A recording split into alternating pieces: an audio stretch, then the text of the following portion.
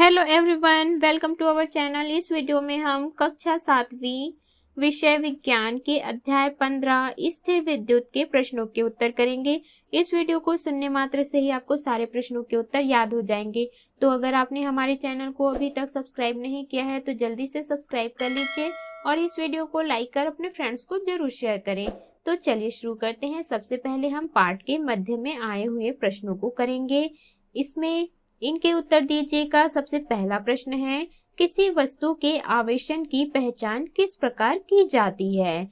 इसका उत्तर है, कुछ वस्तुएं अन्य विशेष पदार्थों से रगड़े जाने पर आवेश ग्रहण कर लेती हैं। जिन वस्तुओं पर आवेश उत्पन्न हो जाता है तो वह वस्तु आवेशित हो गई। जैसे कागज के टुकड़ों को आकर्षित करने वाली वस्तुएं आवेशित वस्तुएं हैं। प्रश्न दूसरा है, आवेश कितने प्रकार के होते हैं, उनके नाम लिखिए। इसका उत्तर है, आवेश दो प्रकार के होते हैं। पहला धनात्मक आवेश, दूसरा ऋणात्मक आवेश। अर्थात समान आवेश में प्रतिकर्षण एवं विपरीत आवेश में आकर्षण होता है। अगला है प्रश्न तीसरा, किसी वस्तु को कितने प्रकार से आवेशित किया जा सकता है? इसका उत्तर है, वस्तुओं को आवेशित करने की अग्रलिखित 3 विधियां हैं। पहला, घर्षण द्वारा आवेशन। जब दो वस्तुओं को आपस में रगड़ा जाता है तो दोनों वस्तुएं आवेशित हो जाती हैं।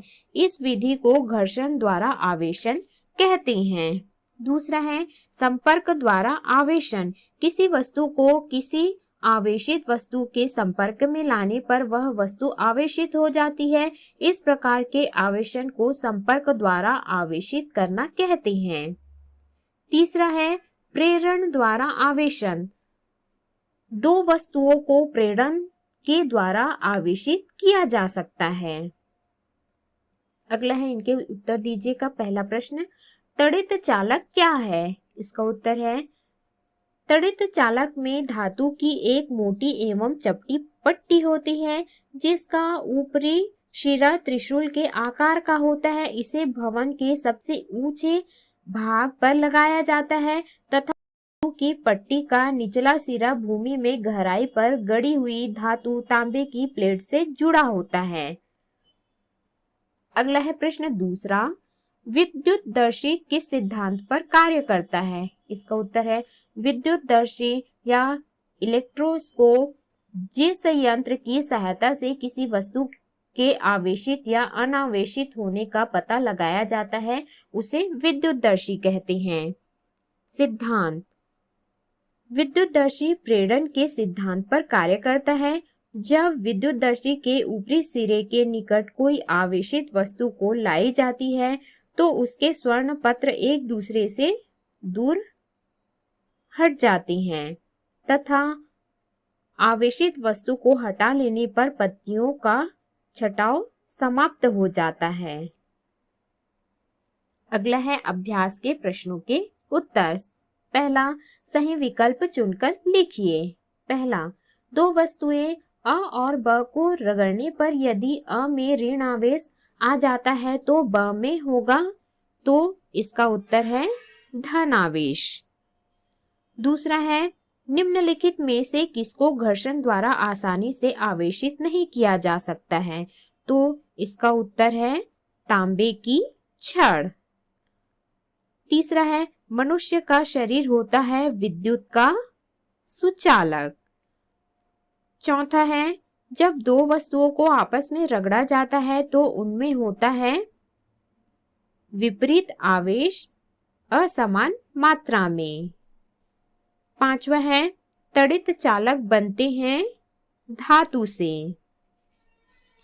अगला है प्रश्न दूसरा, रिक्त स्थानों की पूर्ति कीजिए।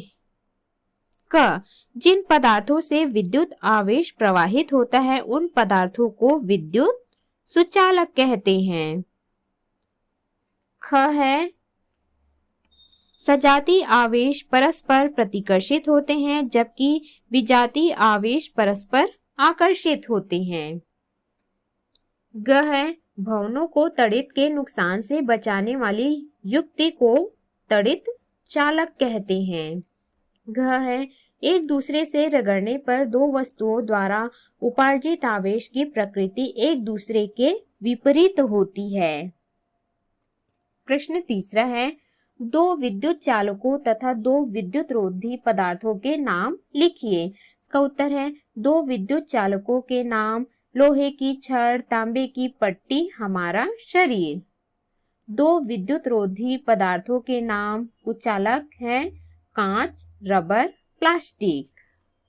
प्रश्न चौथा है, हमारे शरीर से स्पर्श करने पर किसी आवेशित वस्तु का आवेश समाप्त क्यों हो जाता है? इसका उत्तर है, हमारा शरीर विद्युत का सुचालक होता है, अतः हमारे शरीर को स्पर्श करने पर किसी आवेशित वस्तु का आवेश हमारे शरीर से होते हुए पृथ्वी में स्थानांतरित हो जाता है, जिससे वस्तु का आवेश समाप्त हो जाता है। अगला है प्रश्न पांचवा, त्वरित आघात से सुरक्षा के लिए क्या सावधानियां बरतनी चाहिए? इसका उत्तर है, त्वरित आघात से सुरक्षा के लिए निम्नलिखित सावधानियां बरतनी चाहिए। पहला, त्वरित आघात से सुरक्षा के लिए हमें इमारतों, भवनों में त्वरित चालक लगाना चाहिए। दूसरा, जब त्वरित आघात हो रहा हो तब हमें वृक्षों के नीचे नहीं जाना चाहिए। तीसरा, पहाड़ी वाले क्षेत्रों में नहीं जाना चाहिए। प्रश्न छठवां है, कारण बताइए। जब वर्षा हो रही हो और आकाश में बिजली चमकती हो तब पेड़ों के नीचे खड़े रहना असुरक्षित होता है, क्यों? इसका उत्तर है, जब वर्षा हो रही हो और आकाश में बिजली चमकती हो तब पेड़ों के नीचे खड़े नहीं रहना चाहिए, क्योंकि ऊंचे ऊंचे पेड़ विद्युत के सुचालक होते हैं, जिससे गर्जन के समय पेड़ में विपरीत आवेश उत्पन्न हो जाता है और उसमें विद्युत विसर्जन हो जाता है, और हमारा शरीर भी विद्युत का सुचालक होने के कारण यह विद्युत विसर्जन होने का खतरा रहता है। अगला है प्रश्न ब, मोर के पंख को दो कागज के पन्नों के बीच रगड़ने पर वह फैल जाता है, क्यों? इसका उत्तर है, मोर के पंख को दो कागज के पन्नों के बीच रगड़ने पर वह घर्षण से समान आवेश उत्पन्न हो जाता है, जिससे वे प्रतिकर्षित होकर दूर दूर फैल जाते हैं। स है, टेलीविजन को बंद या चालू करते समय स्क्रीन पर हाथ रखने पर चट चट की आवाज आती है, क्यों? इसका उत्तर है, टेलीविजन को बंद या चालू करते समय स्क्रीन पर हाथ रखने से आवेश स्क्रीन से हाथ में स्थानांतरित हो जाता है, जिससे टेलीविजन को हाथ से स्पर्श करने पर वह चट चट की आवाज आती है। तो इस प्रकार से हमने इस अध्याय के सभी प्रश्नों के उत्तर किए। इस वीडियो को सुनने मात्र से ही आपको सारे प्रश्नों के उत्तर याद हो जाएंगे। तो अगर आपने हमारे चैनल को अभी तक सब्सक्राइब नहीं किया है तो जल्दी से सब्सक्राइब कर लीजिए और इस वीडियो को लाइक कर अपने फ्रेंड्स को जरूर शेयर करें।